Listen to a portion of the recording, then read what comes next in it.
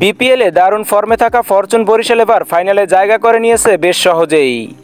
টুর্নামেন্টের শুরু থেকে দলটি প্রায় একই কম্বিনেশন ধরে রেখেছে, আর ক্রিকেটাররাও প্রত্যাশার প্রতিদান দিচ্ছেন। ফাইনালের আগে বরিশালের শক্তি আরও বাড়াতে চলেছে, কারণ দলে যোগ দিচ্ছেন নিউজিল্যান্ডের অভিজ্ঞ অলরাউন্ডার জিমি নিশাম। বিদেশি ক্রিকেটারদের মধ্যে আগে থেকেই ছিলেন কাইল মেয়ার্স, ডেভিড মেলান, মোহাম্মদ নবী ও মোহাম্মদ আলী।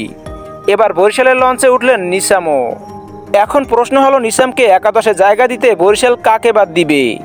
ডেভিড মেলান, কাইল মেয়ার্স অথবা মোহাম্মদ নবী, এই তিনজন থেকে যে কোনো একজনকে বাদ দিতে হবে। ডেভিড মেলান 8 ম্যাচে 315 রান করেন, যার স্ট্রাইক রেট 157। শেষ ম্যাচেও অপরাজিত 22 বলে 34 রান করেছেন তিনি, তাই তাকে বাদ দেওয়ার সম্ভাবনা নেই। কাইল মেয়ার্স দলের নিয়মিত সদস্য, শুরু থেকেই দলের সঙ্গে আছেন তিনি, ভালো পারফর্ম করে যাচ্ছেন। মোহাম্মদ নবী 10 ম্যাচে মাত্র 63 রান করলেও 8টি উইকেট নিয়েছেন, তবে তুলনামূলকভাবে কম পারফর্ম করেছেন। যদি নিশামকে খেলানো হয় তাহলে নবীর জায়গায় তার সুযোগ পাওয়ার সম্ভাবনাটাই বেশি। তবে বরিশালের টিম ম্যানেজমেন্ট শেষ মুহূর্তে কী সিদ্ধান্ত নেয় সেটাই এখন দেখার বিষয়।